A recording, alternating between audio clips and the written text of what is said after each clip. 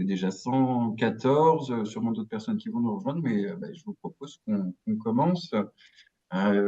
Écoutez, merci déjà à toutes et à tous d'être présents déjà en nombre à 18h34. Ça montre qu'on a visé juste en organisant cette visioconférence un petit peu à la hâte, comme vous l'imaginez, vu le contexte politique.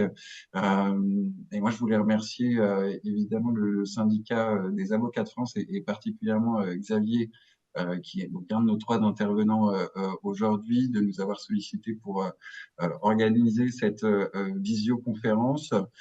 Voilà, on est dans un moment évidemment particulier que on va détailler particulièrement sur les atteintes à l'état de droit, les restrictions de liberté, donc qui n'ont pas malheureusement attendu de voir le Front National arriver aux portes du pouvoir. Je pense que Vincent, tu traiteras largement cette question, mais en tout cas, voilà, merci à vous d'être là. Voilà, je te laisse peut-être prendre la suite, Léa. Oui, pour présenter tout de suite nos trois intervenantes et intervenants de ce soir.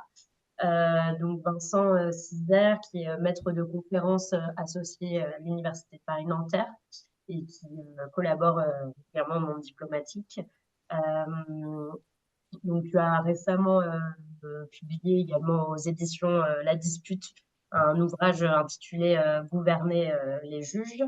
Et puis, on avait eu l'occasion de t'inviter aux Amis du monde diplomatique de Paris il y a 2 ans exactement, pour intervenir sur ton article qui était paru en mai 2022, quand le droit des étrangers devient la règle pour tous. Parce qu'on abordera aussi cette thématique lors de cette visio.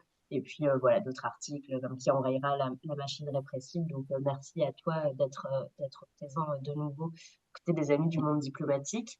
Nous avons également la présence de Violaine Papy, avocate en droit des étrangers et des mineurs et membre du syndicat des avocats de France, ainsi que Xavier Lauréotte, avocat et docteur en droit public, également membre du SAF. Peut-être Xavier, Violaine, on vous laisse présenter rapidement le SAF pour celles et ceux qui ne vous connaissent pas, qui ne connaissent pas vos activités. En quelques mots. Bon, je vais peut-être laisser parler Violaine pour le SAF.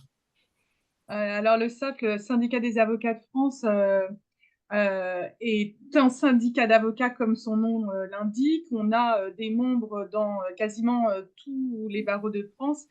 Et le but du SAF, c'est vraiment la défense des libertés, de l'état de droit, c'est-à-dire que c'est pas du tout un syndicat qui est centré sur nos petites préoccupations à nous d'avocats, mais plutôt sur la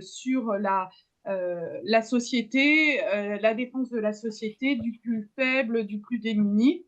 Ça se traduit par un engagement au quotidien dans notre façon de faire notre métier, mais également par énormément d'actions, que ce soit des formations, des colloques, de la défense des confrères à l'étranger, beaucoup d'interventions dans beaucoup de domaines différents, avec encore une fois en cœur de défense, la défense des libertés, de l'état de droit, etc. Merci beaucoup. Je vais aussi prendre 2 petites minutes pour présenter ou représenter les Amis du monde diplomatique. Donc, on est l'association. Vous avez le site des Amis du monde diplomatique normalement qui s'affiche sur vos écrans. Vous pouvez retrouver. Donc, on est une association qui a été créée en 1996 à la base pour soutenir l'indépendance éditoriale du mensuel Le Monde diplomatique. Et puis, on organise un petit peu comme vous au SAF. L'idée aussi, c'est de pouvoir rendre vivant et de pouvoir discuter ensemble et collectivement des papiers qui sont présents et des thèmes qui sont présents dans le monde diplomatique. Pour nous, c'est vraiment important de pouvoir avoir ces moments d'échange et de discussion. Donc, vous pourrez retrouver sur le site des Amis du monde diplomatique et sur nos réseaux sociaux les événements un petit peu partout. Il y a des groupes locaux un petit peu partout en France. qui entièrement bénévole et qui du coup organise des événements. Donc on fait des formats visio de temps en temps, mais c'est vrai qu'on privilégie au maximum voilà, les rencontres dans différents lieux et autour de différentes thématiques. Je vous laisserai visiter notre site. Et puis voilà, le diplôme, peut-être qu'on voulait juste un mot sur le diplôme qui vient de sortir en plus tout récemment avec en dossier du mois aussi. Donc c'est pour ça que ça fait sens aussi, mais de la France de la crise au chaos politique, donc qui est un mensuel et qui s'accompagne aussi tous les 2 mois d'un hors-série qui s'appelle Le Manière de voir. Pour celles et ceux qui ne connaissent pas, on vous invite et qui est un magazine qui permet de reprendre toutes les archives, enfin de reprendre sur une thématique toutes les archives qui sont parues dans le monde diplomatique, ainsi que des articles nouveaux. Mais voilà, sans plus attendre, on va démarrer officiellement cet événement. Et Max, Et puis, je peux rajouter quelque chose sur le Diplo. C'est vrai que nous, on est aux Amis du Monde Diplo. On est là pour faire connaître le journal. Les AMD, c'est une structure assez particulière, hein. Évidemment, on est au capital du journal, mais c'est vraiment un projet particulier du monde diplomatique. On n'a pas de titre de presse en France qui a une association aussi active. C'est plus de 500 événements par an. Et pourquoi on s'engage auprès des amis du monde diplo? C'est pour faire rayonner évidemment les colonnes du diplo, qui a une certaine manière de voir, de présenter les choses, un travail vraiment de fond journalistique, et puis aussi une critique des médias dont on a énormément besoin. Mais en effet, écoutez, on va commencer, rentrer dans le vif du sujet. On a structuré cette rencontre en 3 parties avec nos 3 intervenants. Logique. Euh, N'hésitez surtout pas à poser toutes vos questions tout au long de la visioconférence et des interventions directement dans le chat. On a prévu un moment pour répondre à un maximum de questions d'ici une demi-heure, 3 quarts d'heure. Donc tout au long de la discussion, surtout, n'hésitez pas. Donc pour commencer, je vais me tourner, regarder Vincent. Donc ton sujet d'étude, Vincent, c'est véritablement les menaces sur l'état de droit, les attaques contre les libertés publiques. Et dans ce cadre, peut-être avant peut-être d'arriver sur l'actualité, est-ce que tu peux nous rappeler peut-être les origines et les ressorts de la surenchère sécuritaire avec particulièrement un autoritarisme qui s'insinue dans notre ordre juridique depuis quelques années et qui évidemment peut-être donne un terrain favorable à des partis politiques qui accentueraient encore cette démarche. Voilà, je te laisse la parole pour une dizaine, quinzaine de minutes. Ton micro, Le micro va se réactiver. Voilà. Voilà. Merci beaucoup. Merci beaucoup pour cette invitation et l'organisation de cet événement dont on a bien besoin. Dans la période actuelle, mais j'ai envie de dire la période actuelle vient mettre sur le devant de la scène et donner une certaine urgence à des problématiques qu'il faut traiter, en tout cas dans une perspective d'éducation populaire et d'émancipation démocratique, hein. Alors, je précise donc qu'effectivement, mon terrain de recherche, comme vous l'avez indiqué, c'est notamment le droit du système répressif, c'est-à-dire l'ensemble l'ensemble des règles qui encadrent les mécanismes de répression en France et en Europe, qui sont des mécanismes qui peuvent passer devant les tribunaux judiciaires, mais aussi de plus en plus, j'y reviendrai, des mécanismes qui sont mis en œuvre directement par l'administration, sans contrôle, en tout cas sans contrôle direct du juge, mais ça je laisserai peut-être les camarades du SAF, notamment les spécialistes de droit public, le présenter.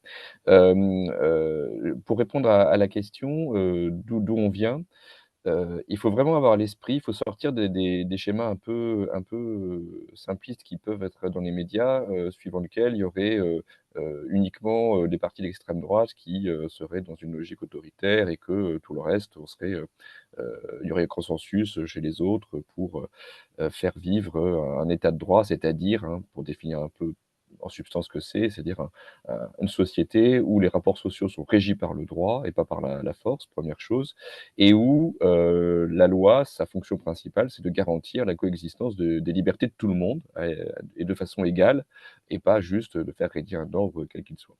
Donc, en réalité, notre système juridique, tel qu'il s'est construit en tout cas depuis le début du 19e siècle, hein, en gros, enfin même en gros depuis la Révolution, est un système juridique hybride où coexistent de façon précaire mais renouvelée, coexistent 2 traditions qui sont foncièrement incompatibles, hein.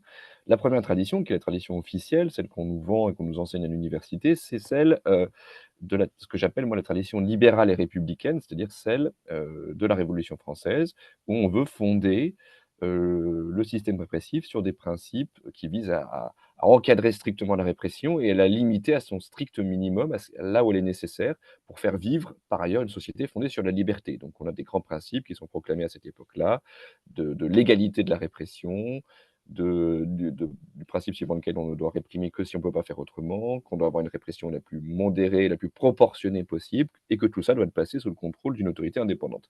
Donc ça, c'est la tradition libérale et républicaine, enfin, telle que je l'emploie. Mais à cette tradition-là s'oppose depuis la fin du XVIIIe siècle, et en particulier depuis le XIXe siècle, de façon assumée, une tradition qu'on peut qualifier d'autoritaire, qui est celle de la réaction bonapartiste à ce projet pénal de la Révolution. C'est-à-dire une tradition qui vise à, au contraire, favoriser, pour simplifier, un pouvoir répressif disproportionné et arbitraire, suivant, l'opinion reçue, suivant lequel, si on ne donne pas assez de marge de manœuvre au pouvoir répressif, eh bien, c'est pas efficace et on est obligé, d'en passer par là, d'avoir, enfin, plus on donne de latitude à la police et à la répression, mieux on se porte parce que, sinon ce serait pas efficace, sinon, les services répressifs seraient paralysés. Bon, ça, juste pour avoir ce rappel historique et toute l'histoire de notre système répressif depuis le début du 19e siècle peut être lue comme le combat toujours en cours entre ces 2 traditions. C'est-à-dire que suivant les époques, suivant les périodes, on va avoir une inflexion en faveur des libertés ou, au contraire, le retour de l'autoritarisme, et tout ça est niché au cœur de notre système répressif. C'est-à-dire qu'il faut vraiment avoir l'idée que c'est pas quelque chose d'étranger, quelque chose qui serait porté par, des, forces, un peu marginales qui deviendraient aujourd'hui plus importantes, mais qui c'est quelque chose qui est porté par plein d'acteurs, par plein d'institutions. Alors plus certaines institutions plutôt que d'autres, en l'occurrence, plus par le ministère de l'Intérieur que par d'autres institutions, mais cette tradition autoritaire, en fait, elle va, colorer, une très grande partie de notre système répressif, hein, et tout ça pour dire que dans le contexte actuel, lorsqu'on a des gouvernements de plus en plus autoritaires comme on subit et ça n'a pas attendu, enfin ça fait longtemps qu'on a un parti pris autoritaire de plus en plus assumé, par les gouvernements, sans même attendre l'arrivée, au pouvoir, éventuel, d'un parti encore plus extrémiste. Eh bien, tous ces gouvernements-là peuvent s'appuyer sur des dispositifs déjà existants, hein. Il faut vraiment avoir ça à l'esprit, c'est qu'il y a dans un ordre juridique qui, à certains aspects effectivement protège les libertés, relativement, on a un certain nombre de failles, hein, de petits, comme ça, de petits ou de gros d'ailleurs dispositifs juridiques qui au contraire permettent de libérer la répression, d'avoir une répression libre et non faussée, si je peux m'exprimer ainsi. Et donc on a, ça qui est déjà en place et depuis très longtemps. Vraiment, il faut avoir ça à l'esprit. Je vais juste donner m'arrêter sur quelques traits saillants, pour, vous donner un ordre d'idée de, enfin, ces dispositifs, il y en a un peu partout, hein, je vais pas faire l'inventaire, juste insister sur ceux qui sont les plus évidents aujourd'hui, dans un contexte effectivement de radicalisation réactionnaire, des classes dirigeantes. Le premier, la première niche d'arbitraire potentiel à laquelle on pense assez vite, c'est évidemment la législation dite antiterroriste. On a en fait, là pour le coup, depuis que ça a été codifié en 1986, alors avant ça passait par d'autres mécanismes, hein, mais depuis que ça a été codifié en 1986, on a une incrimination, l'incrimination terroriste, qui a pour fonction, hein, même si c'est pas officiel, mais qui a pour fonction, en tout cas pour effet, de, libérer l'arbitraire de la répression. C'est ça qu'on observe, c'est-à-dire que la qualification de terroriste, c'est-à-dire les règles qui vont faire qu'on va qualifier un crime ou un délit donné, un meurtre, une séquestration, ou des dégradations, qu'on va qualifier cette infraction de terroriste, les critères que nous donne la loi sont intrinsèquement arbitraires. Pour simplifier, est considéré juridiquement comme terroriste un acte terrifiant. Alors la loi ne dit pas ça, la loi dit est considéré comme terroriste un acte qui est en lien avec une entreprise ayant pour but de troubler gravement l'ordre public par l'intimidation ou la terreur. Alors il y a beaucoup de mots, mais au final, quand on décortique tout ça, ça veut dire quoi? Est terroriste un acte considéré comme terrifiant. Donc, on est vraiment sur quelque chose de foncièrement, de profondément arbitraire qui va être laissé à l'appréciation de qui? Bah, de qui? Des autorités qui vont qualifier et qui vont le qualifier, non pas en fonction d'éléments, un tant soit peu objectivables, comme par exemple pour qualifier un vol, eh ben, il faut qualifier 1 qu'il y a la propriété d'autrui, 2 qu'on a voulu frauduleusement y attenter.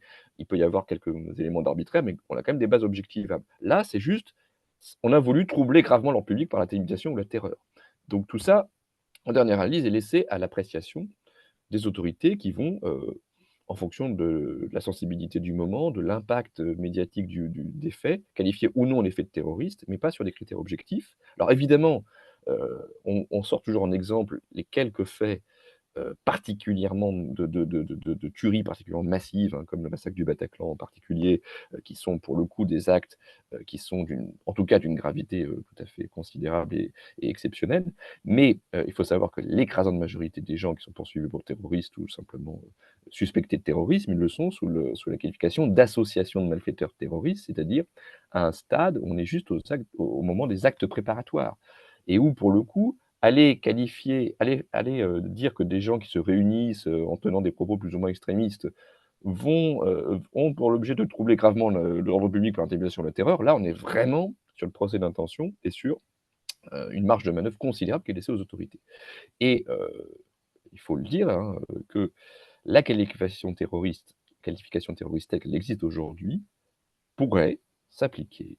Alors évidemment, ça ferait des remous, ce serait contesté, mais pourrait juridiquement s'appliquer, à n'importe quelle, organisation politique, un tant soit peu contestataire, hein, qu'elle soit, parti politique, association, syndicat. Donc vraiment ça, c'est la première chose, hein, et je renvoie, enfin, il y a beaucoup de personnes qui ont écrit sur cette question. 2e élément, évidemment qu'on a à l'esprit, c'est, l'état d'urgence et plus largement, tous les dispositifs de répression administrative. Alors peut-être que mes camarades vont en traiter, donc je vais juste, m'attarder sur l'état d'urgence, qui aujourd'hui est en vigueur en Nouvelle-Calédonie, qui a été en vigueur en métropole, entre novembre 2015 et septembre 2017 pour la dernière fois en métropole et l'état d'urgence permet, alors là, c'est vraiment, l'arbitraire fait loi, parce que l'état d'urgence permet de prendre des mesures coercitives, des mesures restrictives de liberté à l'égard de personnes, comme des perquisitions de jour comme de nuit ou des assignations à résidence, pardon, sur la seule base d'un comportement. Donc pas d'acte précis, pas de fait précis, mais un comportement, c'est-à-dire, un jugement pour le coup sur la façon dont la personne apparaît, les relations qu'elle a. Un comportement considéré comme une menace. Donc là, on voit qu'on a des critères qui vraiment, s'appliquent potentiellement à tout le monde parce que c'est c'est très facile de dire que le comportement d'une personne, parce qu'elle a de mauvaises relations, parce qu'on l'a vu dans des manifestations qui ont dégénéré, constitue une menace parce que, bah oui, le fait d'avoir de telles relations, d'avoir participé à telle réunion, bah, laisse penser qu'on risque de commettre un jour des violences et tout ça, je dis pas c'est pas des spéculations. Tout ça, ce que je dis, c'est des choses qui ont été constatées, dans des décisions de justice, pour des perquisitions, des assignations qui ont été prises à l'égard de personnes, pendant l'état d'urgence et c'était ces motifs-là qui étaient, utilisé par l'administration et malheureusement validé dans beaucoup de cas par le juge administratif. Donc, deuxième élément, on voit là qu'on a clairement une logique arbitraire, nichée au cœur du système juridique. Troisième élément, que je peux, un troisième marqueur que je m'arrêterai là, troisième marqueur qui existe, hein, c'est, la possibilité de dissoudre des personnes morales, donc des associations en particulier, mais pas que, des personnes morales, euh, qui est offerte aujourd'hui au Premier ministre. Alors c'est un texte de 1934, donc c'est vieux, mais ça a été utilisé de manière très régulière depuis 3-4 ans à l'égard d'un certain nombre d'associations. Et quand on regarde les motifs, là aussi, on s'aperçoit que on peut le faire de manière très, très, très arbitraire en imputant aux dirigeants d'une association non seulement des comportements de certains de ses membres, mais même des comportements de gens qui se déclarent sympathisants et on va reprocher aux dirigeants de l'association de ne pas avoir suffisamment, pas suffisamment désolidarisé de comportements de gens qui ne sont même pas leurs membres. Donc là aussi, on a un autre outil qui est clairement quelque chose qui libère l'arbitraire des pouvoirs publics. Donc voilà, on a vraiment, et bon, il y a beaucoup d'autres choses qu'on pourrait dire, hein, je ne vais pas faire l'inventaire, mais ce qu'il faut vraiment avoir à l'esprit, c'est qu'on a cet ordre répressif, ce système répressif avec un certain nombre de dispositifs arbitraires qui témoignent, et vraiment il faut avoir ça à l'esprit, hein, qui témoignent d'une philosophie politique clairement opposée au projet politique des Lumières, hein, et de la Révolution, c'est-à-dire une philosophie politique, pardon, clairement opposée à la démocratie, hein, soyons clairs. C'est-à-dire que, tout ça pour vous dire que s'opposer à quelque titre que ce soit à ce type de dispositif répressif, même s'ils sont formellement légaux, ce n'est pas du tout faire acte de désobéissance ou quoi que ce soit, c'est au contraire faire acte de revendication, de défense de l'ordre juridique démocratique. C'est-à-dire que si on était vraiment dans une société pleinement démocratique, si on était vraiment dans un état de droit achevé, ces dispositifs n'existeraient pas. Ils n'existaient pas. Le fait qu'ils existent est l'une des preuves qui nous fait dire que nous ne sommes pas, en tout cas pas complètement, dans une société démocratique et pas complètement dans un ordre juridique démocratique. Donc ça, voilà, j'insiste là-dessus. Je vais juste donner quelques éléments. Et juste pour terminer sur quelque chose d'un peu plus sympathique, on a par ailleurs, mais on y reviendra, je pense, dans le cours de la discussion, on a par ailleurs, heureusement, dans notre système juridique, un certain nombre d'outils qui permettent au contraire de s'opposer à l'autoritarisme, et qu'il faudra, et qu'il faut, qui sont déjà, qu'il faut, et qu'il faudra de plus en plus mobiliser face à l'arbitraire potentiel des pouvoirs publics. Donc voilà ce que je peux vous dire à titre d'introduction générale. Merci Vincent. Oui, en effet, je vais rappeler voilà, cette panoplie un peu de lois récentes et répressives. Alors, ce qui me permet peut-être de voir maintenant avec Violaine plus particulièrement sur un sujet qui est le droit des étrangers, puis on entend en fait de manière générale dans le discours, hein, on fait cette visio dans cet entre-deux tours particulier, mais voilà, les notions de sécurité, on voit que les notions de chaos, on l'a vu sur la qualification de terroriste, tu en parlais, sur les éco-terroristes, donc qu'est-ce qui est terrifiant pour qui, et puis comment on le place dans le débat public. Nous, on essaie aussi toujours de ramener cette notion sur la question des médias et de la manière dont les choses sont abordées à la fois par les politiques, mais surtout par les journalistes et les éditorialistes. On parle voilà, de sécurité face au chaos que pourrait représenter voilà, l'extrême gauche, la gauche, les militants. Et donc merci pour cette introduction. Peut-être du coup justement sur ces aspects sécuritaires, on évoque du coup beaucoup la question de l'immigration, hein, les deux mots vont de pair visiblement. Et ça nous paraissait, voilà, c'est d'ailleurs c'est pour ça qu'on t'avait invité plus particulièrement sur cette question, Vincent, sur la question voilà, on met en place des politiques à un durcissement de la répression sur les politiques migratoires, finalement, ça finit par découler, par ruisseler sur l'ensemble de la société.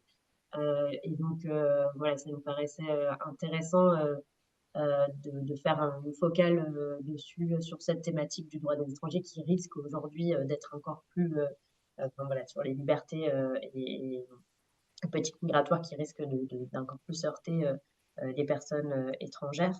Donc peut-être, Violaine, si, voilà, toi en tant qu'avocate en droit des étrangers, avec ton expérience aussi, peut-être est-ce que tu peux nous parler des risques majeurs que tu perçois et en tout cas les difficultés potentielles qu'une accession au pouvoir du Rassemblement national nous invite. Oui, bah alors les risques majeurs, c'est effectivement une espèce, enfin pas une espèce, mais une vraie fracture entre parce qu'il y a une espèce d'obsession au Rassemblement national, au RN, sur la nationalité, puisqu'il y aurait d'un côté les bons Français, et encore il faudrait pas qu'ils soient de papier, et je reviendrai dessus, et puis d'un autre côté les étrangers qui seraient la source de tout le mal en France. Et c'est vraiment le discours qu'on entend, et l'une des premières choses qui vient lorsque le RN évoque ses propositions sur les étrangers, c'est le droit du sol. Alors là, c'est une espèce de tarte à la crème, j'ai envie de dire, du RN qui brandit ça comme un épouvantail, ou en tout cas laisse à penser à la plupart des gens qui ne savent pas vraiment comment se passe le droit du sol que quand ils arriveront, tout va changer et que plus personne qui naît en France obtiendra la nationalité française. Alors déjà, il faut quand même rappeler une chose, c'est que en France, le droit du sol, c'est pas un droit absolu. C'est-à-dire qu'on n'est pas aux États-Unis. Aux États-Unis, dès lors qu'on est aux États-Unis, on est du verbe être français et américain, pardon. En France, c'est pas du tout le cas, puisque c'est un droit du sol qui est matiné, on va dire, d'une espèce de stage. Puisque pour être français, quand on est né en France, eh ben, il faut y avoir vécu un certain nombre d'années, et donc il faut justifier et réussir à prouver qu'on y a vécu un certain nombre d'années. Donc, certes, il y a une automaticité à 18 ans, mais encore faut-il qu'on soit résident régulièrement sur le territoire français, et puis il faut qu'on ait vécu pendant 5 ans depuis l'âge de 11 ans, et puis il y a possibilité d'acquérir par anticipation à 2 âges différents, à 16 ans et à 13 ans, mais toujours avec cette notion d'avoir vécu en France.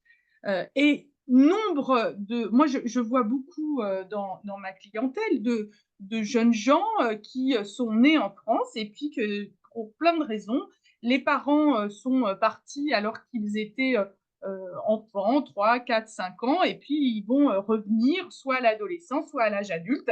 Ben, ces gens-là n'ont pas la nationalité française, peut-être contrairement à ce que pense le RN, qui veut remettre en cause le droit du sol. Or, on a un droit du sol qui est déjà un droit du sol assez restrictif et pas si délirant que le RN veut nous faire croire. En quoi c'est dangereux de revenir sur ce droit du sol? Moi, je pense ce que je pense moi en tout cas, c'est que pour moi, c'est source et c'est facteur d'intégration. La nationalité, alors voilà, ça apporte quoi d'être français? Ça apporte de pouvoir voter, et donc de pouvoir effectivement participer à la vie publique, à la cité, et avoir son mot à dire dans un pays où on est né, où on a grandi, où on a été à l'école de la République, et où on a partagé un certain nombre de valeurs avec d'autres enfants et d'autres jeunes qui, eux,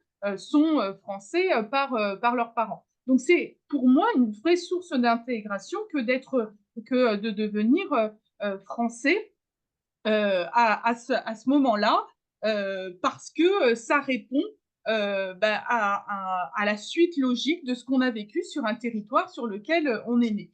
Donc la remise en cause du droit du sol, outre que on pense quand même que, et ça peut-être que Xavier reviendra là-dessus, mais que le Conseil constitutionnel ne devrait pas laisser passer cela. pour moi, c'est quelque chose de dangereux et c'est une vraie fracture entre des jeunes qui naissent sur un même territoire, grandissent ensemble, font les mêmes activités, les mêmes écoles et qui, au final, n'auront pas les mêmes opportunités, les mêmes droits à l'arrivée. Donc ça, c'est pour l'aspect nationalité qui a l'air vraiment de beaucoup tracasser le RN et dont, d'ailleurs, on ne comprend pas. Moi, j'ai encore jamais vraiment entendu quels étaient les arguments du RN pour remettre en cause le droit du sol, sauf, encore une fois, à croire que uniquement parce qu'on est en France, on devient français. Et là, c'est une méconnaissance totale de notre législation. Les autres choses qui me paraissent également dangereuses dans ces propositions du RN, vous avez la restriction du droit au regroupement familial. Là aussi, c'est partir d'un présupposé qu'il est tout à fait facile en France de faire venir sa famille lorsque on bénéficie de papiers et qu'on est en situation régulière. C'est pas du tout le cas.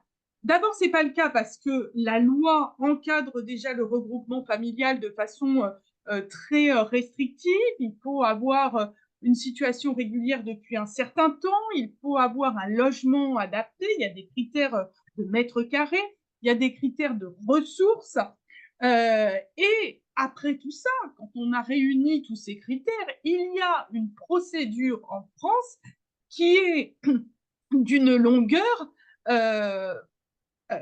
j'ai pas de mots, mais c'est odieux la longueur de la procédure. Je vous donne un exemple sur le département dans lequel j'exerce, qui est l'Essonne. On est sur des procédures de regroupement familial qui vont durer jusqu'à 4 ans. C'est-à-dire qu'on a une personne qui a tous les critères de durée sur le territoire français, de régularité, de revenus, de logement, qui travaille, qui paye ses impôts, puisqu'il faut avoir des revenus suffisants, et qui, pendant des années, là je vous parle de 4 ans, c'est réel, c'est vécu, eh bien, ne va pas pouvoir faire venir sa famille en France.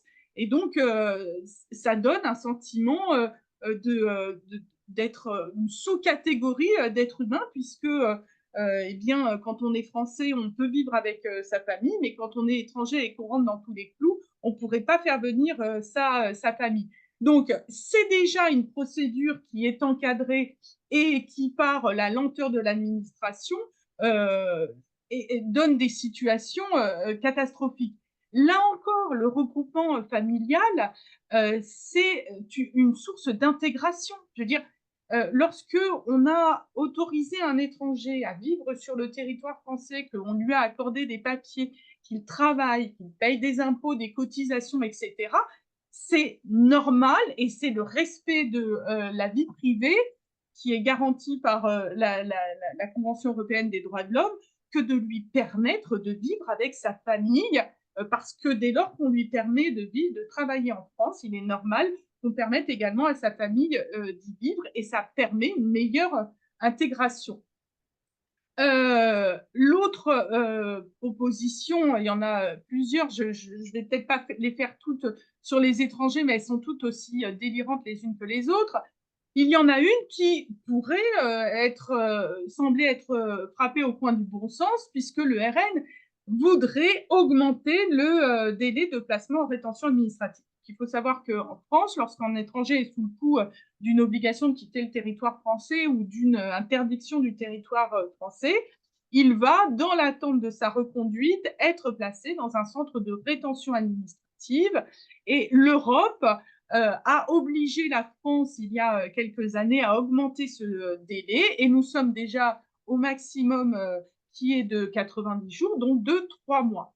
Donc, à l'heure actuelle, on a donc des étrangers qui sont placés 3 mois en rétention administrative dans l'attente d'être reconduits dans leur pays, et le RN pense que c'est une bonne idée d'augmenter ce placement en rétention, parce qu'il pense qu'au bout de je ne sais combien de mois, 6 mois peut-être, ils réussiront à reconduire dans son pays un étranger qui doit y être reconduit.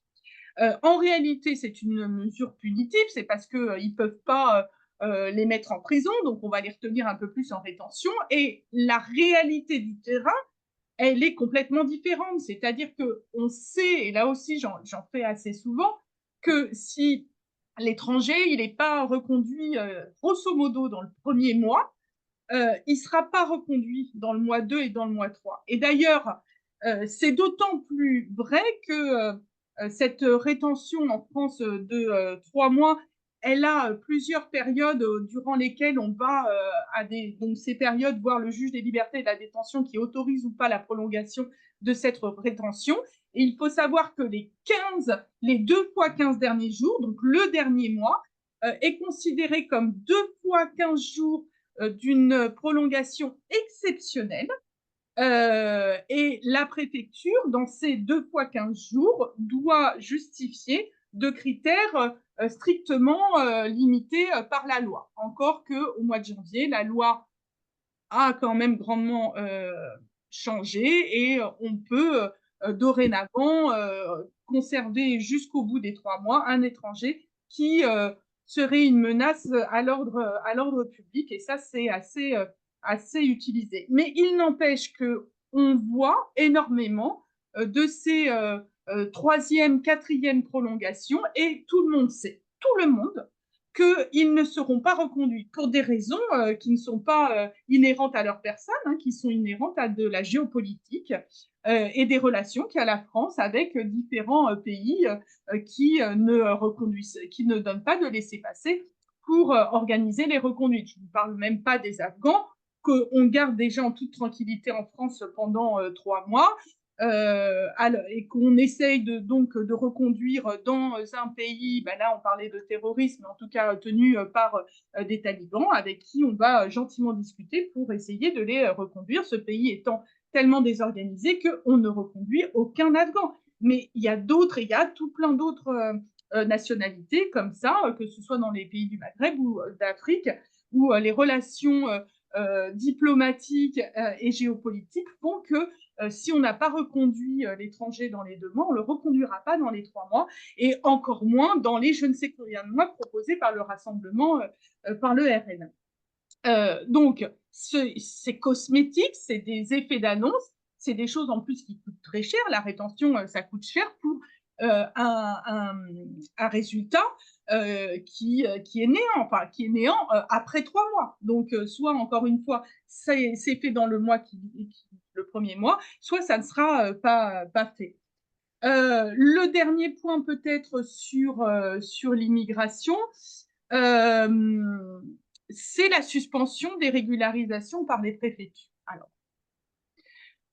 c'est peut-être plus compliqué à expliquer, mais je vais quand même donner un peu d'humanité à ces régularisations. C'est quoi? C'est des personnes qui sont rentrées en France, soit avec un visa touristique, soit avec pas de visa, par des filières, etc., et qui, pour X raisons,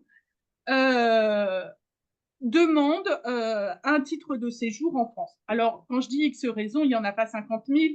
Généralement, c'est ce qu'on appelle la régularisation par le travail. Donc, c'est des gens qui travaillent, qui ont un employeur, etc. Et puis, c'est le volet également des étrangers malades, mais surtout, le volet de l'aspect vie privée et familiale, c'est-à-dire des étrangers qui, en France, bien que rentrés irrégulièrement ou s'étant maintenus au-delà de leur visa, eh bien, justifie d'une vie privée et familiale d'une telle intensité qu'elle nécessite d'être protégée par un titre de séjour. C'est une grosse partie de mon travail, cette régularisation par les préfectures, c'est donc le pouvoir discrétionnaire des préfets qui est validé ou pas par les tribunaux administratifs qui ont généré beaucoup de jurisprudence et nous donnent un certain nombre de trames pour savoir si un étranger peut ou pas rentrer dans certaines cases. Donc, arrêter ces régularisations, c'est là aussi mettre en difficulté tout un tas d'étrangers qui, contrairement à ce que pense le RN, ne sont pas ici pour profiter des allocations familiales ou des aides sociales de la France, mais qui sont en réalité là pour travailler, pour élever des enfants et pour participer, encore une fois, à la vie de la société. Les régularisations par les préfectures, c'est pas ce qui représente le plus gros des étrangers en France, mais c'est un vrai souffle pour des personnes en France depuis un certain nombre d'années et qui ont construit une vie et encore une fois, qui ne posent aucune difficulté et qui n'aspirent qu'à vivre paisiblement en France. Donc je pense que voilà, sur les étrangers, c'est ce que je voulais dire. J'aurais peut-être des choses à dire sur les mineurs, mais j'y reviendrai peut-être après. Et merci beaucoup. Et ça permet peut-être, Vincent, si tu veux bien réagir en de 3 minutes, mais par rapport justement à ce que tu dis, Violaine, des entrâves administratives, Oui, de la répression qui est déjà en fait existante, hein, oui. mais voilà, peut-être Vincent, je sais que c'est court, mais si tu veux réagir par rapport aussi à ce que tu avais écrit dans le diplôme, justement, et sur l'impact que ça a, en fait, ces lois répressives focalisées sur l'immigration qui ensuite dérive sur l'ensemble des libertés publiques. On te réactive le micro. Oui, il faut avoir à l'esprit qu'effectivement, le droit des étrangers, en tout cas, les dispositifs répressifs applicables aux étrangers constituent largement un laboratoire, pour leur extension ensuite, au reste de la population. Alors ça a été fait, historiquement avec les supporters en 2006, où on a mis en place des dispositifs, de répression, des supporters fondés sur leur supposé comportement, qui, reprend très largement, ce qui a été, initié avec les étrangers. Et puis ensuite, comme je le disais tout à l'heure, cette notion de comportement a été étendue dans l'état d'urgence et puis aussi toutes les mesures répressives administratives supposées, lutter contre le terrorisme, qui ont été transposées en fait de l'état d'urgence dans le droit commun et qui reprennent aussi ces dispositifs-là. C'est pour ça que c'est très important d'une façon générale d'être très soucieux du droit des personnes les plus vulnérables, alors en soi, j'ai envie de dire, mais aussi parce que ça peut s'étendre par capillarité au reste de la population. C'est-à-dire qu'en fait, on est vraiment en sûreté, c'est-à-dire, on a vraiment une protection effective de la loi contre toutes les formes d'abus de pouvoir, lorsque on sait que ça s'applique indivisiblement à tout le monde. C'est-à-dire que parce qu'il suffit qu'une catégorie, pour des raisons X ou Y, soit considérée comme étant, moins digne de la protection de la loi pour que ça s'applique à d'autres, hein. Pourquoi ça s'appliquerait qu'aux étrangers? Dès lors que vous êtes considéré comme indésirable par les pouvoirs publics, et Dieu sait que, heu, les classes dirigeantes actuelles, ont leur lot d'indésirables, qui ne cesse d'augmenter, chaque jour, eh bien, vous êtes en danger. Donc, le combat pour le droit et le combat pour, une protection effective de la règle de droit dans toutes les situations où on est en situation de vulnérabilité, qu'on est face à un pouvoir public ou même des personnes privées qui sont en situation de vous imposer des choses, eh bien, il faut avoir la protection de la loi et on a tout intérêt à faire en sorte que pour les étrangers, mais ça vaut aussi pour les enfants, ça vaut aussi pour les prisonniers, eh bien, on ait un niveau de protection juridique le plus élevé possible. Ça nous protège toutes et tous, hein. Je dirais même si voilà, même si l'argument de même si on a aucune empathie voilà, même si on est égoïste, voilà, même si on est égoïste, eh bien, même si vous êtes égoïste, vous avez intérêt à ce que, chacun soit, bien protégé, que chacun puisse faire valoir la violation de ses droits en temps utile et de manière effective et de la même façon que tous les autres. C'est comme ça que vous serez le mieux vous-même protégé contre toutes les atteintes à vos droits et à votre liberté, de qui qu'elles émanent. Voilà. Merci beaucoup, Vincent. Je vais me tourner maintenant vers Xavier Lauréat. C'est vrai que avec vous deux, avec Violaine et Vincent, on a bien, je pense, compris cette tendance lourde à remettre en cause l'état de droit et les libertés publiques. Euh, mais finalement, dans le débat public, on entend souvent parler de cet état de droit.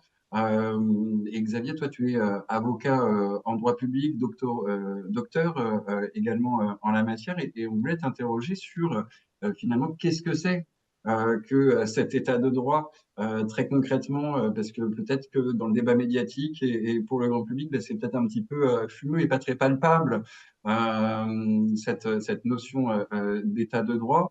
Donc, est-ce que tu pourrais nous expliquer concrètement qu'est-ce qui sous-tend cet état de droit, comment ça fonctionne, qu'est-ce qui est à protéger, à préserver, évidemment, et puis, si tu veux, après enchaîner sur bah, ton regard sur évidemment les atteintes actuelles et potentielles à venir, eh bien, ce sera super. Et puis après ton intervention, on pourra laisser cours à la conversation avec le chat.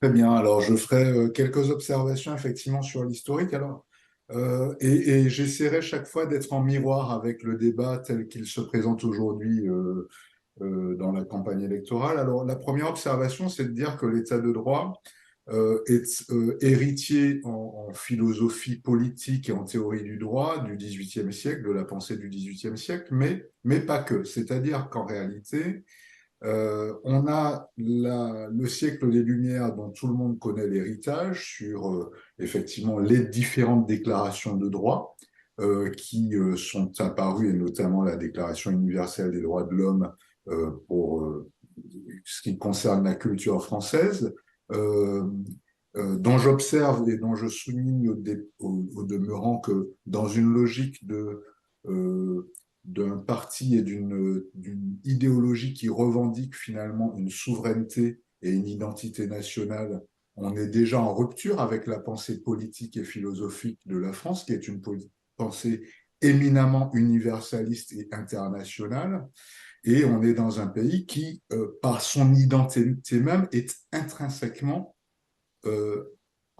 immergé dans la scène internationale et dans un dialogue permanent avec les autres nations et avec l'intelligentsia internationale pour ce qui est de la pensée française. Donc c'est une pensée qui est intrinsèquement internationale et de mon point de vue, un rassemblement national qui revendique une identité nationale et qui propose un repli est finalement en trahison de l'identité nationale à proprement parler de la France et de ce qui fait son rayonnement aujourd'hui. Je rappelle qu'on est à l'échelle de la planète, finalement, si on considère le seul territoire continental un confetti, qu'à l'échelle, en revanche, de la façade maritime, on est la deuxième puissance maritime mondiale, à raison justement de tout l'héritage discutable du passé colonial, mais à raison aussi d'une prétention à conserver ce rayonnement. C'est-à-dire que toutes les puissances coloniales, toutes les puissances, tous les empires n'ont pas eu les mêmes stratégies, les mêmes pensées, la même manière de penser la rupture et de penser le dialogue à l'international, même si le nôtre est sans doute perfectible, mais il faut quand même le signaler.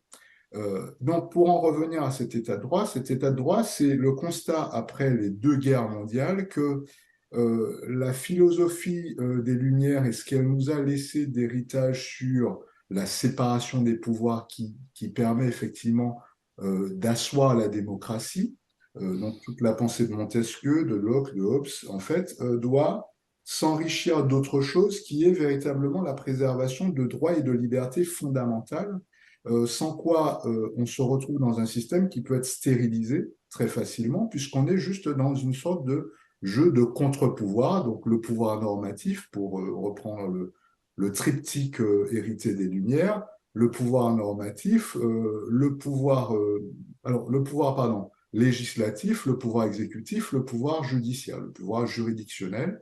Et l'idée qu'on avait, qui faisait finalement le consensus, entre guillemets, démocratique hérité du XVIIIe, c'est qu'il ne fallait pas un totalitarisme, il fallait rompre de l'ancien régime en ayant une répartition des pouvoirs et des systèmes de contre-pouvoirs. Et puis effectivement, la barbarie du début du XXe siècle a amené à considérer qu'en fait, ça n'était pas suffisant et qu'il fallait une autre conception de ce qui est un État juridique et politique idéal.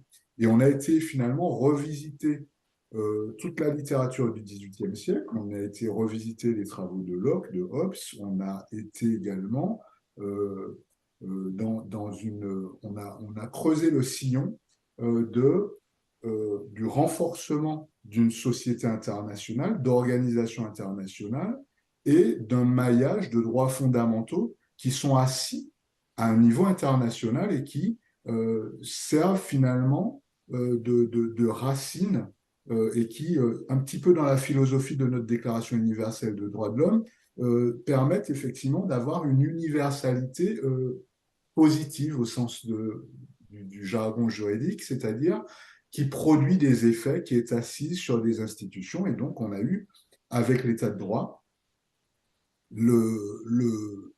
tous les droits fondamentaux et puis toute une organisation de juridiction internationale de contrôle. Parce que l'une des figures de l'état de droit, c'est également une réactivation du troisième pouvoir, qui est le pouvoir juridictionnel. C'est-à-dire que l'état de droit, en théorie du droit, c'est l'idée que toute situation est régie par le primat du droit, non seulement primat du droit comme jeu des institutions, mais primat du droit comme un certain nombre de droits fondamentaux. Et qu'il appartient au juge de garantir ce primat du droit.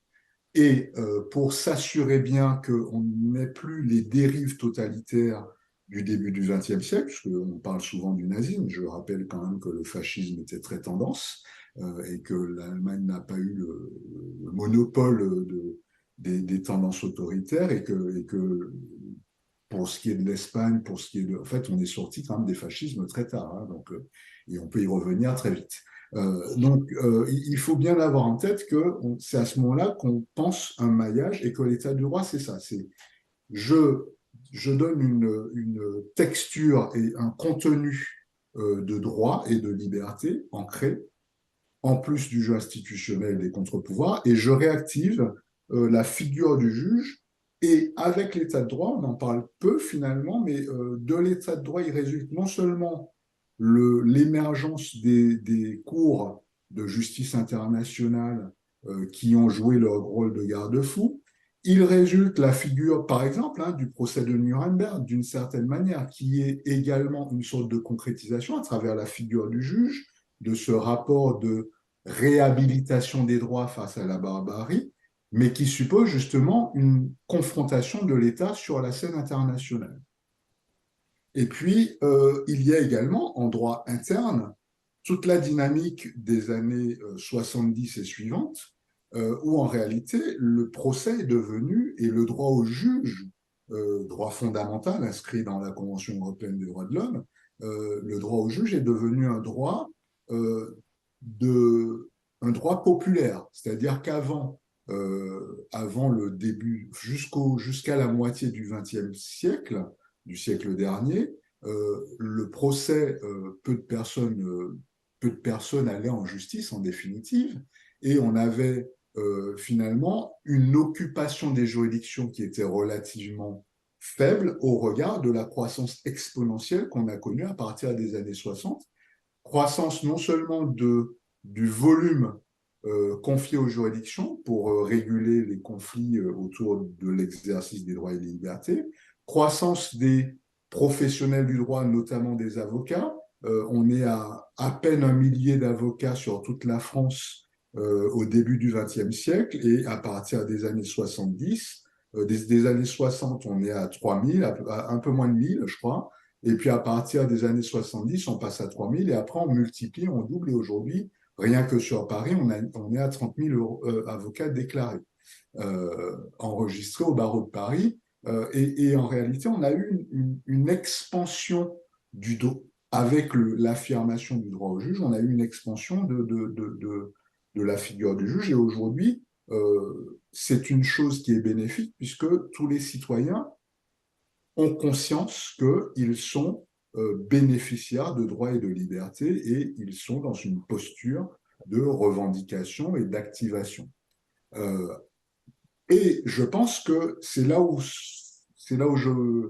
mon point d'attention, il est là, et je pense que c'est ce qu'il faut, ce sur quoi il faut alerter les consciences. C'est que, en fait, là, depuis quelques jours, après le premier tour, on a un discours qui consiste à dire non, mais en fait, de toute façon, on aura vraisemblablement un gouvernement technique où on aura une majorité affaiblie, voilà, parce que bon, déjà, tout le monde considère que il n'y aura pas de majorité absolue au Rassemblement national et à l'extrême droite, ce qui reste encore pour l'instant à démontrer, on n'y est pas du tout. Mais on dit, mais en fait, finalement, on a envie de dire non, parce que c'est quand même la grande tendance, c'est du vote contestataire, du vote de destitution du pouvoir en place, presque quoi qu'il en coûte, euh, à revers du sens dans lequel cette expression a été popularisée. Donc du coup, il y a le citoyen lui-même est un peu dans cette logique de surenchère. Je convoque également, par exemple, hein, pour ce qui est de mes propres origines, les résultats du Rassemblement national en Outre-mer qui ont été stupéfiants sur les dernières élections et qui s'appuient, semble-t-il, sur finalement une manière de pied de nez au pouvoir. Je crois qu'il faut vraiment attirer l'attention du public sur le fait que l'appareillage institutionnel tel qu'on l'a n'est pas indestructible, premièrement. Il est relativement récent. Et au programme du Rassemblement national, il y a deux éléments qui me paraissent devoir être signalés. C'est qu'effectivement, il y a tout ce discours contre l'immigrant, le discours xénophobe au sens pur du terme, étymologique du terme.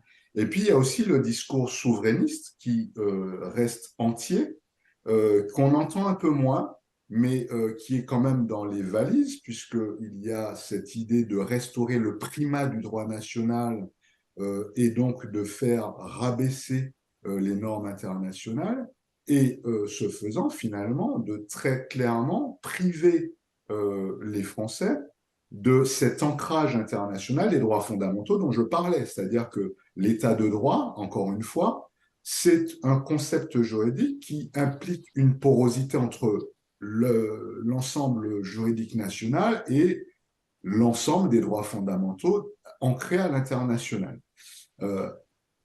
Donc, ce point ne doit pas être perdu de vue, et il ne doit pas être perdu de vue parce que le juge national, aujourd'hui tel qu'il est équipé, ne pourra pas faire barrage.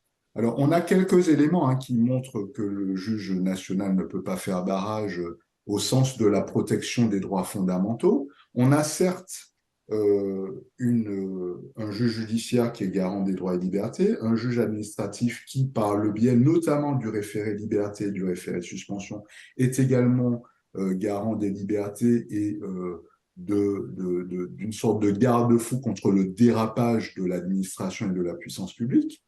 Seulement, le bilan de l'application de ces dispositifs induit à penser qu'on ne pourra pas utiliser, on ne pourra pas s'adosser à cette garantie pour éviter une déviance et un dérapage en cas, effectivement, de tentatives totalitaires ou fascistes.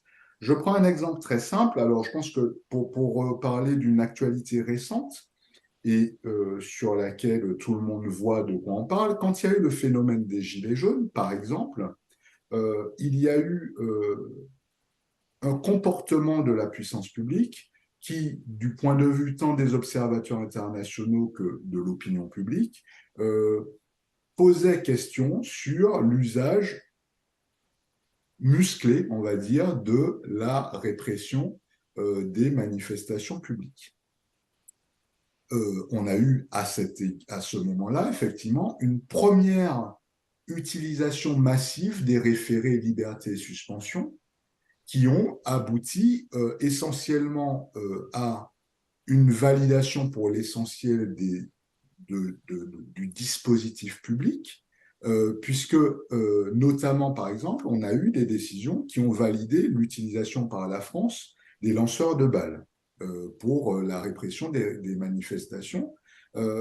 Pourquoi? Parce qu'en réalité, le juge administratif, et là on renvoie aussi à la question de l'état de droit, le juge administratif et la place du pouvoir juridictionnel dans la théorie de l'état de droit, mais c'était déjà le cas dans la théorie de la séparation des pouvoirs du siècle des Lumières, le juge ne peut en aucun cas se substituer au pouvoir normatif. Donc, il peut effectivement réguler, mais il est dans une faculté qui est quand même, sauf à convoquer des droits fondamentaux et à finalement faire exception de non-conformité de la norme nationale à un droit fondamental, il est finalement privé d'une possibilité de redressement de la norme nationale quand cette norme nationale est déviante. Donc, quand on a un état de droit qui dit, mais finalement, il y a une menace aux biens et aux personnes par telle population avec une qualification particulière, eh bien, le barrage juridique que sont les recours juridictionnels a un effet limité. On retrouve le même mécanisme quand on a eu les manifestations des différents syndicats des professions hôtelières, du corps médical, voilà, pendant la crise Covid. Au début de la crise Covid, il y avait un débat public, de l'opinion publique, qui était divisé sur la question des mesures à prendre. Et il y a eu un parti pris politique que je ne discute pas. La question n'est pas ici, je tiens à le dire, hein, la question n'est pas de l'évaluation de la pertinence de la politique face aux Gilets jaunes ou face au Covid. La question est de dire que le juge ne va pas toujours, la décision du juge ne va pas toujours refléter la sensibilité de l'opinion publique et l'aspiration, le cas échéant, de l'opinion publique en rupture avec le pouvoir à un autre rapport plus transactionnel, plus souple entre le principe de sécurité qu'évoquait Vincent Cizère et le principe de liberté. C'est-à-dire que sur ce balancier liberté-sécurité, l'ordonnancement des pouvoirs fait que le juge peut facilement être instrumentalisé. Un autre exemple, et là, c'est pour signaler que le droit des étrangers n'est pas que le droit des étrangers, ça renvoie également à un article de M. Cizère, c'est que le droit des étrangers nous concerne tous, et le droit des étrangers, c'est tous les jours et avec une imprégnation dans différents aspects de nos vies et des vies des non-étrangers. Si on prend l'exemple, par exemple, de la répression du travail non déclaré, du travail illégal. Dans le secteur restauration, hôtellerie, on est dans un secteur qui est en tension avec globalement une moindre aspiration, je dirais, des nationaux à l'exercice de certaines missions dans ces secteurs et donc un secteur dans lequel un certain nombre d'entreprises ne trouvent pas de personnel et se retrouvent à faire des recrutements qui vont chercher des personnes en situation irrégulière ou d'origine étrangère. Alors, soit elles arrivent par le biais des séjours pour raison de travail à les faire venir, mais c'est une catastrophe et je laisserai la parole à Violaine Papu là-dessus, soit elles n'arrivent pas à les faire venir et quand elles ont une entreprise à faire tourner, parce que je veux dire, c'est pas, on est dans la réalité d'un hôtel qui doit tourner, d'un restaurant qui doit tourner, sans quoi on licencie les quelques salariés qui s'y trouvent. Aujourd'hui, on est dans un dispositif où j'ai régulièrement à représenter des hôtels qui, lors d'un contrôle inopiné, effectivement, ont un salarié qui soit n'a pas à une régularisation en cours, à une difficulté dans le renouvellement, donc à une situation discutable du point de vue de la législation des étrangers. Et on va se retrouver avec une fermeture administrative et une interdiction d'ouvrir pour le restaurant pendant un certain nombre de jours. Et du coup, on va se retrouver avec un contrôle où le juge a bien fonctionné, c'est-à-dire qu'on a une législation qui protège effectivement et qui est tout à fait vertueuse. Hein. Le travail non déclaré, le travail illicite n'est pas satisfaisant à plein d'égards, puisqu'il place le salarié en situation de fragilité vis-à-vis de l'employeur, mais on a en même temps une politique de l'immigration qui fait que, parallèlement, les quelques demandes de titres de séjour que j'ai pour raison de travail, les motivations de refus sont totalement délirantes. Pas plus tard que le mois dernier, on a eu un refus de séjour pour un chef cuisinier d'un restaurant asiatique. Le restaurant cherchait un cuisinier qu'il n'a pas obtenu. Il a les attestations de recherche infructueuse de France, enfin en tout cas des acteurs de la recherche d'emploi. Et il présente un candidat et on refuse le candidat en disant, ben non, il y a un risque de détournement de la législation des étrangers, vous risquez d'y rester. Je pense que je suis en train de dépasser le temps, donc je vais en terminer. Et en définitive, on se retrouve avec une décision qui est totalement fausse du point de vue du droit des étrangers parce qu'il y a un recours possible, parce que la décision est mal ficelée, mais elle sera jugée dans 4 ans. D'ici là, feu de la carte asiatique de ce restaurant.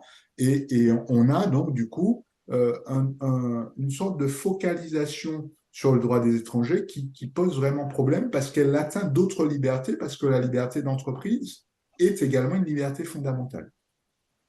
D'accord? Donc voilà, et puis on a parlé du droit à la vie privée et familiale, qui lui aussi est un droit fondamental qui est totalement méconnu. Je m'en arrêterai là, il y aurait d'autres sujets, on pourra en reparler, mais voilà. Merci beaucoup, Xavier. C'était passionnant de voir justement comment l'état de droit en France s'est constitué et puis jusqu'à aujourd'hui, évidemment, et comment ça fait partie intégrante de l'identité française, en tout cas d'une certaine identité qu'il s'agit de défendre.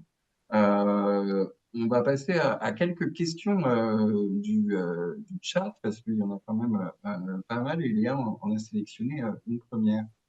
Oui, et puis je pense que du coup, ça permettrait, moi, si vous voulez bien, je me posais la question juste pour voilà, sur le contrat, parce que ça n'a pas forcément été évoqué, mais je pense que dans le débat, pour en revenir aussi à l'actualité, au débat public qui tourne beaucoup aussi autour de ces sujets de sécurité, qui semblent en tout cas conquérir les cœurs de certains Français et françaises, c'est vrai que il y a cette notion de contrat social où on se dit voilà, on se dit prêt à accepter de refuser certaines libertés au prix de sa sécurité pour accepter voilà certaines et voilà, je sais pas si c'est aussi un argument qui a fait du coup ces derniers temps mouche en tout cas qui permet de justifier le fait que le sujet sécurité soit autant mis en avant.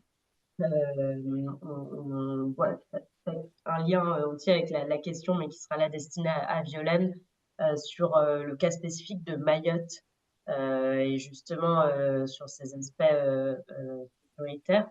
Donc la question étant, est-ce que Violaine pourrait dire un mot sur le cas de Mayotte? Est-ce que prévoit le RN dans le prolongement des déclarations de Darmanin? Est-ce qu'il constituerait un laboratoire sur la question de droit du sol? Première étape pour une approche nationale. Oui, alors, je ne sais pas exactement ce que prévoit le RN pour Mayotte, mais je sais que Mayotte est source, mais déjà pour le gouvernement actuel, de tentatives effectivement de laboratoire d'essai pour le reste du territoire.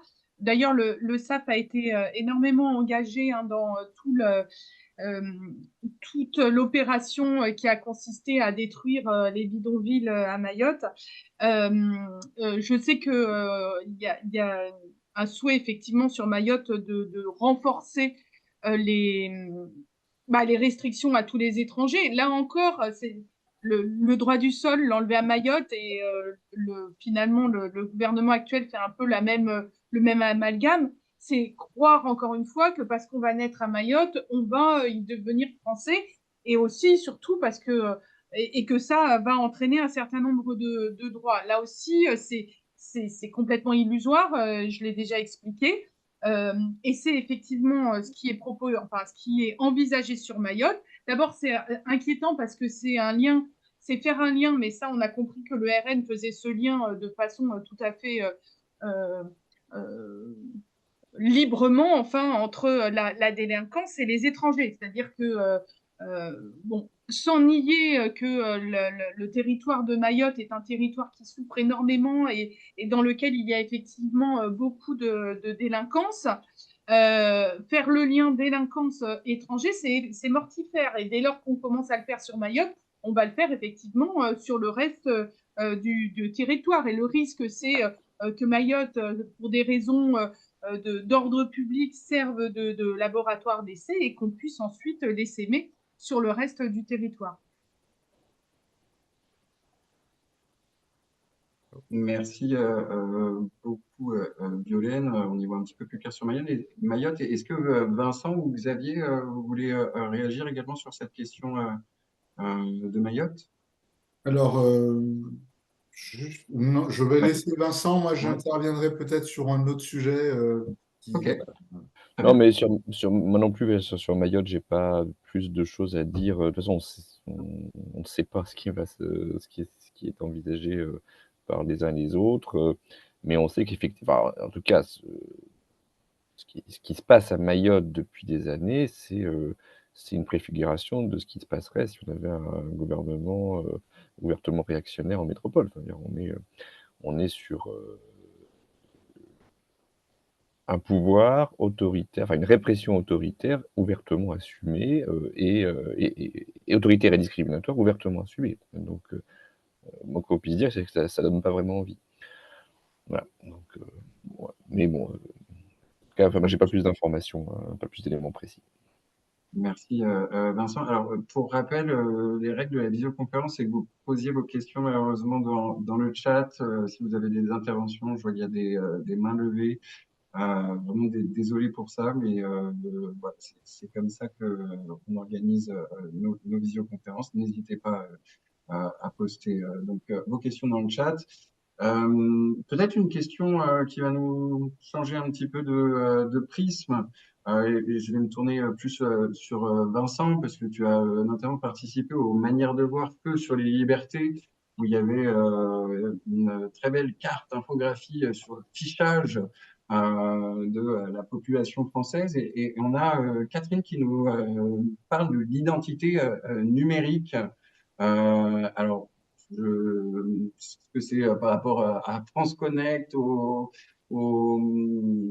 à l'assemblage de plusieurs fichiers de l'État, mais voilà, quelle menace pour nos libertés, voilà, si je peux reformuler, au niveau du fichage finalement qu'il peut y avoir en France sur sur différents aspects, quelle menace pour nos libertés, évidemment encore plus si le RN arrive au pouvoir. Alors, bon, le fichage, c'est très vieux. C'est depuis 1978 que le législateur s'est préoccupé de réglementer un peu le fichage à partir du moment où on a pu l'informatiser. Aujourd'hui, on a un nombre considérable de fichiers qui existent, divers et variés, en France, hein, qui sont très largement interconnectés officiellement ou pas. Donc, le fichage est une réalité, hein, il y a aussi beaucoup de fichiers privés. Les principes aujourd'hui, c'est quand même, alors je ne vais pas tout le lister, mais on a quand même un cadre juridique assez solide, grâce au droit européen, puisque depuis 2018, on a un règlement européen qui est souvent présenté sous l'acronyme RGPD, hein, c'est le Règlement général pour la protection des données numériques. Et on a quand même un certain nombre de règles qui s'appliquent. C'est-à-dire que normalement, il ne doit pas y avoir les fichiers, sauf si c'est des fichiers, par exemple, d'un parti politique, ne doivent pas faire apparaître les opinions politiques des gens. Il y a un certain nombre voilà, de critères qui ne peuvent pas figurer dans un fichier. Par ailleurs, on ne peut pas ficher pour n'importe quelle raison. Il faut justifier pour quelle raison on fait un fichier sur telle ou telle catégorie de la population. Il y a une procédure alors, qui existe en France depuis 1978, je disais, c'est la Commission nationale informatique et liberté, mais désormais c'est imposé par le droit européen. Il doit y avoir une procédure précise d'autorisation des fichiers, c'est-à-dire qu'on ne peut pas faire un fichier comme ça sans autorisation. Et par ailleurs, il doit y avoir aussi des procédures précises pour les gens qui s'estiment fichés à tort, hein, des voies de recours précises. La France a été condamnée à plusieurs reprises par la Cour européenne des droits de l'homme sur le fait que le régime juridiques ne respectaient pas suffisamment, notamment le droit de demander l'effacement des fiches. Donc, on a ce cadre-là. Et dernière garantie qui existe, hein, encore une fois, qui est une garantie issue du droit de l'Union européenne, on a l'interdiction d'utiliser pour fonder une décision défavorable contre une personne, quelle qu'elle soit une décision administrative, que ce soit une condamnation pénale, l'interdiction d'utiliser uniquement un fichier pour fonder une décision. C'est-à-dire que si vous avez qu'un fichier, et notamment, je pense à un des fichiers qui est utilisé massivement par l'administration, qui est le fichier, le bien mal nommé traitement des antécédents judiciaires, qui est en fait un fichier de police, qui est un fichier de renseignement policier, où on renseigne des informations, mais sans garantie qu'elles soient vraiment avérées. Ce fichier est utilisé couramment par l'administration pour prendre des décisions. Mais normalement, alors ils le font quand même, mais normalement l'administration ne peut pas utiliser ce fichier comme seule base pour prendre une décision, par exemple, de retrait d'agrément d'une personne qui exerce une profession soumise à agrément, comme une assistante maternelle, comme quelqu'un qui travaille sur un site aéroportuaire. Il doit y avoir d'autres éléments. On peut utiliser un fichier s'il y a d'autres éléments, mais on ne peut pas prendre une décision, quelle qu'elle soit, sur la seule base de la consultation d'un fichier. Voilà. Bon, on pourrait largement rendre plus perfectible le niveau de protection de la vie privée et des libertés, mais on a quand même cette base-là et qui, et j'insiste, est une base qui aujourd'hui a un règlement de l'Union européenne. Ça veut dire qu'on ne peut pas y déroger. C'est-à-dire enfin, sauf à sortir de l'Union européenne. Mais, sinon, on ne peut pas déroger à ces règles-là, qui sont aujourd'hui, c'est des règles européennes. Merci Vincent. Au Il y a juste... passage, donc il est dit qu'il est européen de deux. Et premièrement, il faut quand même, parce que là-dessus, le Rassemblement national s'est réajusté en disant, bah, en fait, la sortie de l'Union n'est plus au programme, essentiellement parce que effectivement, tous les sondages disaient que les Français y étaient attachés. Donc on comprend bien qu'effectivement, c'est pas très judicieux de mener un programme là-dessus. Mais j'attire quand même l'attention sur le fait que il peut y avoir plusieurs manières de quitter un traité, soit de le quitter volontairement en disant bah, je sors de l'organisation, donc le débat classique tel qu'on peut entendre sur les États-Unis, l'OTAN par exemple, ou autre. Mais il y a aussi une autre manière de quitter une organisation internationale, c'est de ne faire en gros que d'adopter des politiques qui soient tellement contraires que finalement on se mette au banc de cette organisation.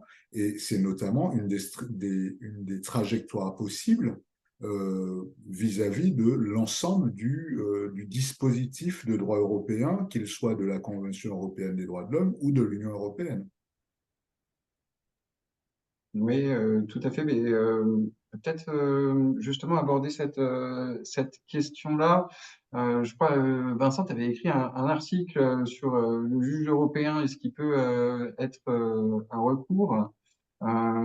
Est-ce que tu nous en dirais quelques mots, Et puis, s'il te plaît? peut-être aussi, tu t'évoquais en fin de ton intervention quelques outils, enfin, en tout cas, des manières pour aussi voir si on peut, dans une éventualité, en tout cas, comment nous, citoyens aussi, comment on peut se protéger. Et protéger nos libertés publiques. Ah, pardon, oui, tu n'as plus de micro et voilà. Oui, alors juste rappeler d'abord que dans une société qui se veut démocratique, et jusqu'à preuve du contraire, il n'y a pas aucun postulant au pouvoir prétend qu'il veut abolir la démocratie. Donc dès lors qu'on se prétend dans une société démocratique, on ne peut pas faire n'importe quoi. Et ça veut dire que concrètement, les actes des pouvoirs publics qui sont directement, de manière flagrante, en violation du respect des droits fondamentaux garantis par la Constitution notamment, mais aussi par les traités internationaux, sont des actes qui sont non seulement illégitimes, mais illégaux. Il faut vraiment avoir ça à l'esprit, c'est-à-dire que on a toutes les raisons de s'opposer à des actes qui portent des atteintes démesurées aux droits fondamentaux quand on se réclame de la démocratie. Et tout ça est affirmé très clairement dans la Déclaration des droits de l'homme et des citoyens, puisqu'il y a le droit de résistance à l'oppression. Ce qui veut dire que, encore une fois, la légalité n'est pas de... Quand il y a un gouvernement s'assoit ouvertement sur les droits fondamentaux d'une catégorie de la population, il ne peut plus se prévaloir de la légalité républicaine. Elle est dans le camp de ceux qui y résistent. Alors ça règle pas les problèmes quand on est confronté à un cas concret, mais c'est important d'avoir ça en esprit, c'est que vraiment, il faut surtout pas dire, une fois que c'est telle ou telle personne qui est au pouvoir, on est obligé, tout ce qu'il fait c'est légal, et cetera. Non, c'est pas vrai. C'est pas vrai.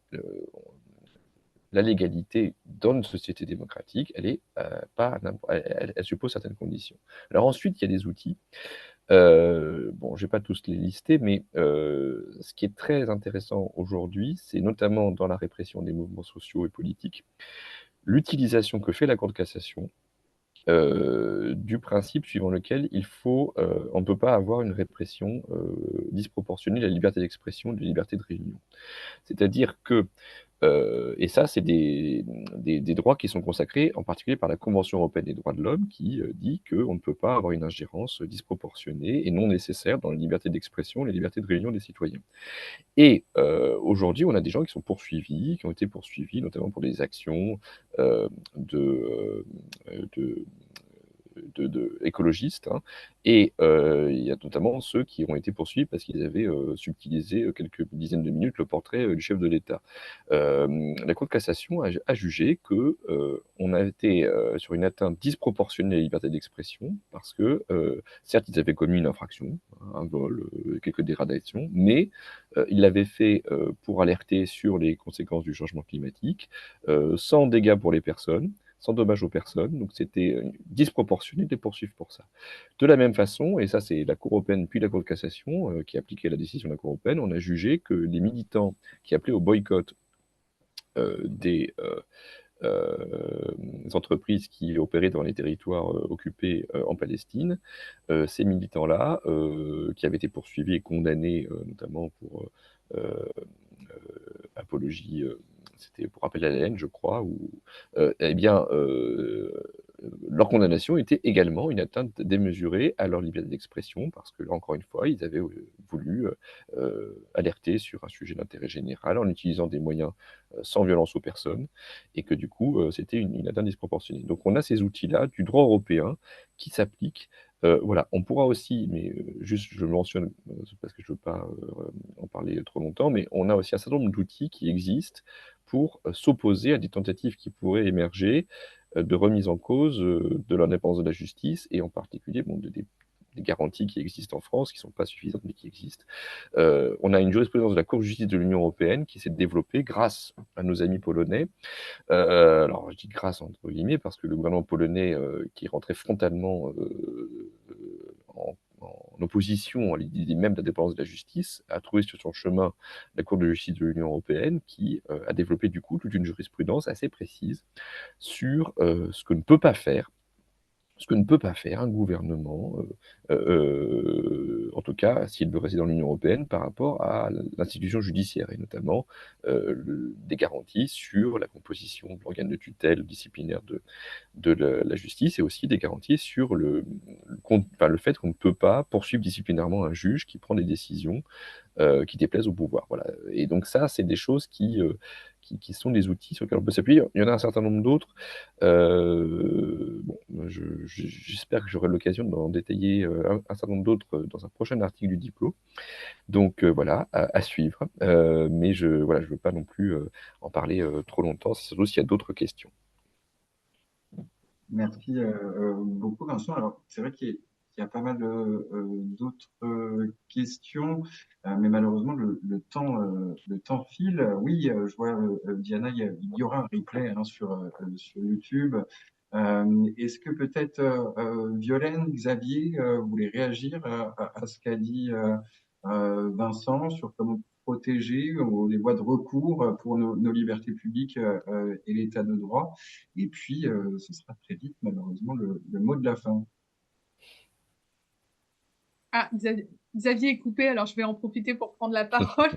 Oui, profitez-en. Depuis la dissolution, on discute beaucoup avec les magistrats qui sont tous très atterrés et je leur dis et j'y crois réellement que je compte beaucoup sur eux parce que je crois que l'institution judiciaire en France, qu'elle soit judiciaire ou administrative a la possibilité de se poser un certain nombre de choses.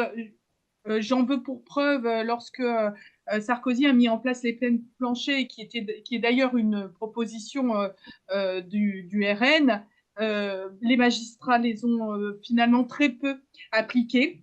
Et puis elles ont été retirées par Hollande. Donc je pense que tant qu'on aura une séparation des pouvoirs, on aura toujours la possibilité, enfin j'ose l'espérer, d'avoir des défenseurs, voilà. Que ce soit les juges, que ce soit le Conseil constitutionnel et la Constitution. Et les avocats. Eh ben oui. Mais alors moi, je suis, pour l'instant, en tout cas, et jusqu'à dimanche prochain, je ne serai pas très optimiste. Et en l'occurrence, ce que je veux que les gens aient en tête, c'est que plutôt que de compter sur les instruments de redressement, il y en a beaucoup, hein, il y en a d'autres. Hein. Vincent a évoqué un certain nombre de mécanismes, mais il y a la question prioritaire de constitutionnalité qui fonctionne plutôt bien. Euh, il y a ce qu'on appelle l'exception d'inconstitutionnalité ou de non-conventionnalité dans le droit commun du contentieux administratif. Enfin, on a tout un tas de dispositifs qui peuvent très bien fonctionner pour redresser des dérapages. Mais encore une fois, j'insiste là-dessus, la meilleure façon d'éviter de déraper, c'est de contrôler en amont et donc de ne pas se retrouver avec un pouvoir qui, dans sa culture même et dans la revendication de ses programmes, propose effectivement deux piliers qui sont très clairement en tension avec l'état de droit. Donc effectivement, cette conception souverainiste et cette conception xénophobe sont effectivement en rupture à bien des égards, et tout ce qu'elles supposent de rupture avec le droit international sont en rupture avec l'état de droit. Et là, il faut vraiment que l'opinion publique en ait conscience. Merci beaucoup, Xavier. Je pense que ça nous fait un beau, aussi une conclusion, une forme de conclusion sur aussi la question de la prévention, ce que tu disais, de se prévenir en tout cas de ces. Puis on le voit dans les programmes, hein, ces lois répressives qui ne datent pas d'aujourd'hui, qui datent pas, qui ne sont pas uniquement dans le programme du Rassemblement national, qui ont été largement aussi, ces sujets ont été quand même ont occupé largement l'espace médiatique. Voilà, on sait que les médias, je fais une petite topo, mais on sait que de nombreux médias ces dernières années ont été acquis par des personnalités d'extrême droite. On pense notamment à Bourré, mais voilà, ça a forcément une influence aussi dans les sujets que l'on va traiter. Dans la course à l'audimat, les autres médias, donc comme l'audiovisuel public, se mettent également à aborder ces sujets-là. Et c'est en ça qu'on vous remercie d'avoir pris cette heure et demie ensemble pour qui nous a permis de reposer quand même certains concepts comme l'état de droit avec Xavier, mais certains, une antériorité aussi, les origines et les ressorts aussi de ces lois répressives ou du droit des étrangers et des entraves administratives qui peuvent être ressenties. Donc voilà, merci beaucoup. On est conscient qu'on n'a pas forcément pu traiter toutes les questions parce qu'il y a des questions très précises. Dans tous les cas, je pense que vous nous avez apporté un éclairage important. On vous incite aussi à retrouver, notamment en tout cas pour ce qui est de Vincent César, à consulter le site du Monde diplomatique où vous retrouverez aussi plusieurs de ces articles. Et puis, il faut ajouter, je crois que le SAF aussi a mis en ligne toutes ces propositions sur son site web pour sa vision aussi de la justice, comment la justice, particulièrement pénale, si je ne dis pas de bêtises, pourrait évoluer selon le SAF. Donc, surtout, n'hésitez pas à consulter aussi ça. Et on vous incite, pour celles et ceux qui ne sont pas abonnés, à vous rendre en kiosque pour lire Le Monde diplomatique de ce mois-ci, qui permet, avec son dossier qui permet mettre en perspective de nombreux enjeux, outre ceux des libertés publiques, hein, mais de nombreux enjeux qui permettent de prendre du recul aussi sur ce vote, enfin sur ce premier tour, sur ce contexte aussi politique et chaotique, et voilà, d'en mieux comprendre les enjeux, et ce qui est toujours important, de prendre du recul sur ce qui se passe. Donc voilà, on vous incite à vous rendre dans votre kiosque préféré. Et puis à consulter aussi nos prochains événements. Alors, il y a pas mal il y a une petite liste générale en juillet-août pour les Amis du monde diplomatique. Mais en tout cas, n'hésitez pas à regarder quand même. Il y a encore quelques événements en juillet. N'hésitez pas à regarder le site qu'on vous a montré tout à l'heure. Un grand merci de notre part, de la part des Amis du monde diplomatique, au syndicat des avocats de France. On espère qu'on va continuer ce partenariat pour pouvoir aborder plein d'autres sujets ensemble à la rentrée. Et puis, merci Vincent pour ta présence également. Merci. Merci. Merci. Merci à vous, très bonne soirée, à très bientôt. Et puis on mettra en ligne de toute façon le replay prochainement, dans les prochains jours, peut-être maximum la semaine prochaine. Merci aux Amis du monde diplomatique. Merci. Au Merci à revoir. toi, Xavier, merci Violaine, merci Vincent, au revoir, à bientôt.